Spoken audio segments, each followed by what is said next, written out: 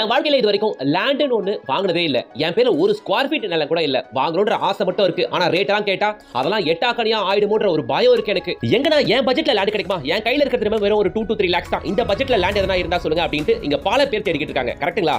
நீங்க வெறும் ஒரு 3,30,000 கையில வச்சிருந்தீங்கன்னா உங்க பேர்ல அரை கிரவுண்ட் பிளாட்டை பத்திரப்பதிவு பண்ணி தராங்க.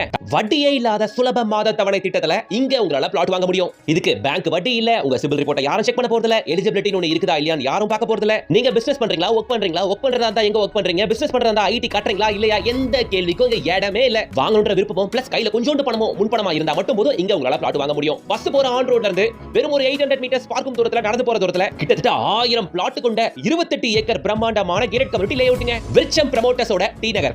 இங்க எலக்ட்ரிக் லைன் இருக்கு, என்ட்ரன்ஸ்ல கேட் கொடுத்திருக்காங்க, ஃப்ரண்ட்ல காம்பவுண்ட் ப்ரொவைட் பண்ணிருக்காங்க. உள்ள கொடுத்திருக்க ரோடுகள் எல்லாம் 40 அடி, 30 அடி, 24 அடி ரோடுகள் plus DTCP and RERA approved road தான் இந்த லேஅவுட் உங்களுக்கு கொடுக்கறாங்க. எக்ஸாக்ட்டா உள்ள 950 பிளாட்ஸ்ங்க. அதுல 250 பிளாட்ஸ் நம்மள மாதிரியான பையர்ஸ் ஏகப்பட்ட பேர் வாங்கிட்டாங்க.